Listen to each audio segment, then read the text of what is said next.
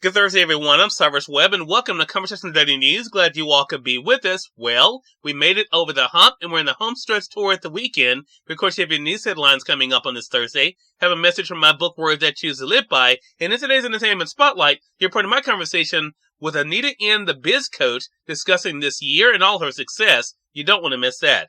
Enjoy today's broadcast. For Conversation Daily News, I'm Cyrus Webb with your Thursday headlines. In international news, after weeks in besieged Gaza, some foreign nationals and wounded Palestinians are allowed to leave. Hundreds of foreign nationals and dozens of seriously injured Palestinians were allowed to leave Gaza on Wednesday after more than 3 weeks under siege, while Israeli airstrikes destroyed apartments in a densely populated area for the second straight day. The first people to leave Gaza, other than 4 hostages released by Hamas and another rescued by Israeli forces, crossed into Egypt, escaping the territory's growing misery as bombings drive hundreds of thousands from their homes and food, water, and fuel run low. It remained unclear how many more would be allowed to leave Gaza in coming days. The latest strikes in the densely populated area near Gaza City demolished multi-story apartment buildings, and dozens of men afterwards dug through the rubble searching for survivors, according to footage from Al Jazeera television. The reporting showed several wounded people, including children, being brought to a nearby hospital. The strikes killed and wounded many people, the Hamas-run government said, but the exact toll was not known yet by the Associated Press. The toll was also unknown from Tuesday's strikes on buildings in the same camp, though the director of a nearby hospital said hundreds were killed or wounded. Israel said those strikes destroyed military tunnels beneath the buildings and killed dozens of Hamas fighters, including a senior commander involved in the militants' bloody October 7th rampage that ignited the war. In a sign of increasing alarm over the war among Arab countries, Jordan on Wednesday recalled its ambassador from Israel and told Israel's ambassador to remain out of the country. Jordan, a key U.S. ally, signed a peace deal with Israel in 1994. Jordan's deputy prime minister said the return of the ambassador is linked to Israel stopping its war on Gaza and the humanitarian catastrophe it is causing. He warned that the conflict could spread and threaten the security of the entire region. Israeli troops pushed toward Gaza City, the territory's largest city. Internet and phone service was cut for several hours on Wednesday, a replay of the temporary communications blackout when Israeli ground troops first advanced in large numbers into Gaza over the weekend. In national news, auto strike settlements will raise costs for Detroit's Big Three. From generous pay and benefits to stronger job security, the United Auto Workers Union won significant concessions and tentative settlements that have ended their strikes against Detroit's 3 automakers. Now General Motors, Ford, and Stellantis are facing sharper higher labor costs, estimated by some analysts at exceeding $1 billion per year per company. The automakers will try to absorb those costs, increasing their expense reductions and efficiency while still aiming to post strong profits to please Wall Street. In addition, analysts say the companies will likely try to offset their cost increases by raising vehicle prices for consumers. How much they'll be able to do so, though, remains unclear. American auto buyers are already facing enormous price run-ups since the pandemic.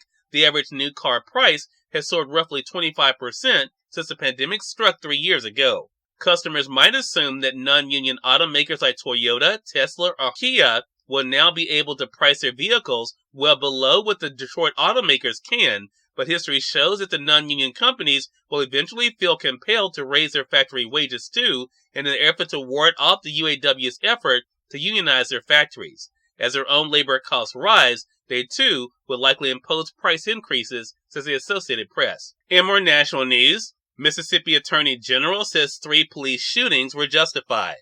3 separate police shootings in Mississippi in 2022 were justified, the state attorney general's office said on Tuesday. In one episode, a woman was hit by a stray police bullet while lying in bed. In another, a woman was shot and killed inside a Walmart after taking an employee hostage. The third involved a George County Sheriff's Office deputy in East Mississippi, but authorities have revealed little else about that case. In all 3 incidents, the Attorney General's office found the use of force was justified, the office said in a statement on Tuesday. In more Mississippi news, sentencing postponed for Mississippi police officers who tortured 2 black men.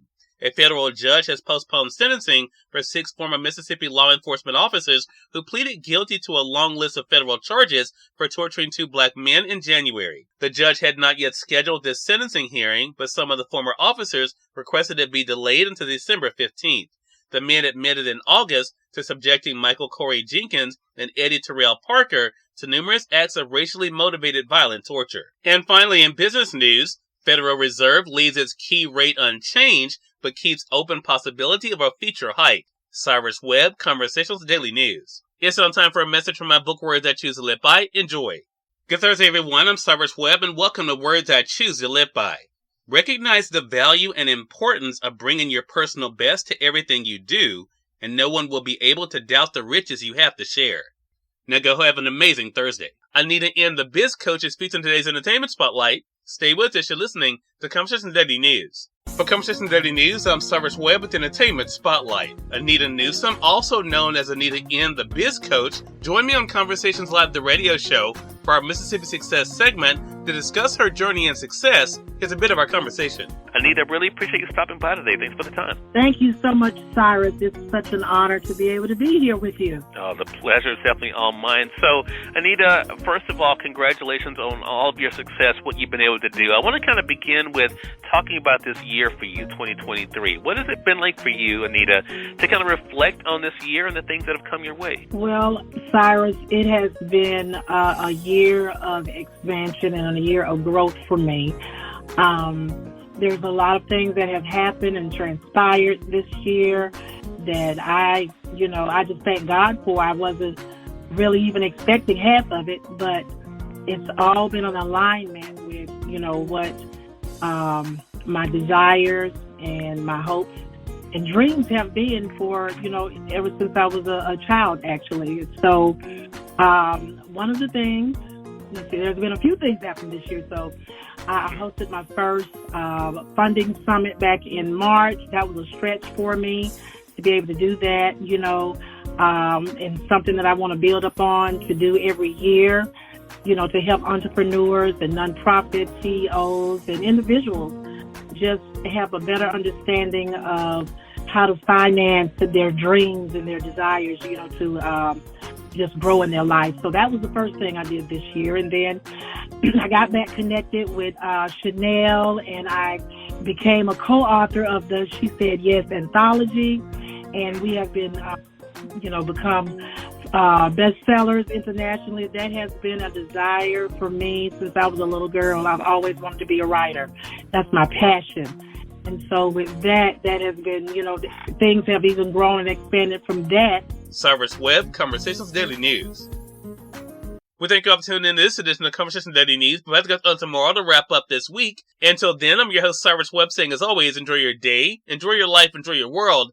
Thank you all for choosing Conversations Daily News today. So let's go make today amazing. Take care.